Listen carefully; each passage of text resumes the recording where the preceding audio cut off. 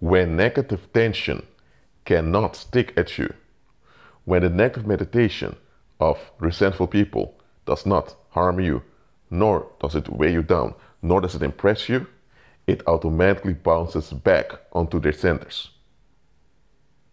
And when it happens, they are the ones that will mentally decompose, and they're the ones, if it's a group, the whole group will mentally decompose and collapse. So maybe you had people that behind your back, they were murmuring about you. You felt psychic violence, so you just decreed and declared abundance. You shut down the violence around you and you moved on. And then 5 weeks later, maybe 10 weeks later, you hear that some of the people that you thought you were on good terms with is in prison for stabbing someone. Or you hear that someone was suddenly captured with a minor, raping a minor or whatever. Or you suddenly hear that the neighborhood where you grew up in, where there are a lot of people who can't stand you, and suddenly there's someone, some pyromania going around putting place on fire. Or maybe suddenly in the town you used to study in and you moved away from, suddenly someone now driving cars into buildings. So you hear all those weird escalations, intense escalations, all those explosions of bitterness and anger going on here and there. And you think, what's going on here? I'm telling you what's going on. When the world does not have sufficient victims to escalate upon, that negative tension that they are generating is going to afflict them and ruin them. They will be the ones mentally decomposing and emotionally collapsing. They'll be the ones escalating into explosive rage, bringing ruin to the community. They will ruin both themselves and everyone around them. So that's why, whenever things go better with you, opposite people left you, some of them try to come back into your life. Why? Because they left you thinking they're going to be better off than you. That's the high they got. They got the high of thinking, I'm going to be better off if you're gone. So they blocked you, they moved away from you. So they thought that you would come after them, whatever. No, you kept on going. Now that things are better off with you, and they're the ones haunting by what they did to you and what they did to others, now they want to come back. Why? To sabotage you. And if that doesn't work, they'll want to kill you so that there's no evidence of their wrongdoing. Because they left you, right? And they're worse off. You're better off. So everyone's going to see that they were the issue. They don't want this. They don't want any proof out there of how bad they are. So when you won't allow them to sabotage them, they will seek to kill you. And when that does not work, they will mentally decompose.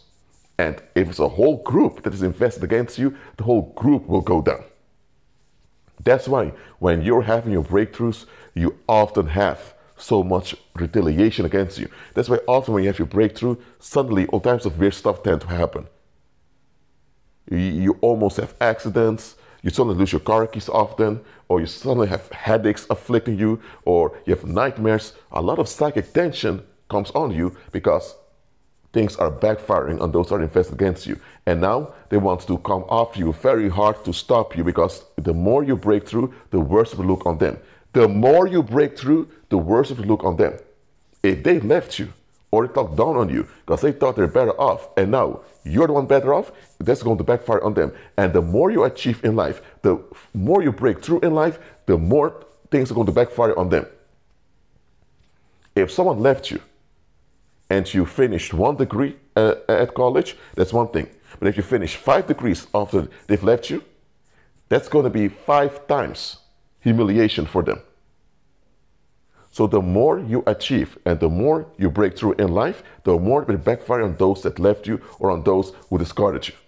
So they want to sabotage you, and they want to silence you. They want to eliminate you from the earth so that things won't haunt them. But here's the thing, when that does not happen and you keep bouncing back, they are the ones that's finished, and everyone around them will face the ruin. So often when you have people that can't stand you, society tends to join them. You know why? Because society understands. If those people who can't stand you can't unload themselves on you at your expense, then all that negative tension is going to explode, and they that surrounds them is going to experience it. Because they don't want to experience that explosive rage they have against you. They prefer to help them against you. They, the group, don't want to face the explosive rage that others have against you. So you have people who have explosive rage against you. Society tends to join them, so society doesn't become the target of their explosive rage. They don't care whether you are innocent or guilty. If there's resentful contention against you, society tends to join them so that it doesn't bounce on them. Because society understands if that resentful rage cannot unload itself on you and it keeps coming back, eventually the perpetrator is going to explode and they, as a community, are going to face it. That's why when you were with that narcissistic ex-husband of yours, people urged you to stay and to work out the marriage, even though it was obvious you had to leave that man. Why? Because if you leave that man and the man can't abuse you anymore, now he will begin to abuse the community. He will begin to drive drunk around and cause all type of trouble. And people don't want that. So they preferred to keep you in danger so that they would be relieved and left alone. That's what society often does. That's why when you have parents whom you went no contact with, people tend to say, no, just forgive your parents. You know why? Because now that your parents can't unload their bitterness on you anymore, they're loading it on other people and the community has to deal with it. So the community wants to be relieved and that's why they want you to remain endangered so that they are at ease. That's society. When you refuse to allow society to blackmail you into bad situations, society itself will seek to get rid of you. And when that fails, society is in trouble. I'm telling you, there are groups and whole crowds of people now mentally decomposing, falling apart, escalating in blind rage because you succeeded and you moved on. You preferred peace, safety, and abundance above their misery, and they can't handle that. Well, let them. Keep on agreeing with Christ. Be at peace.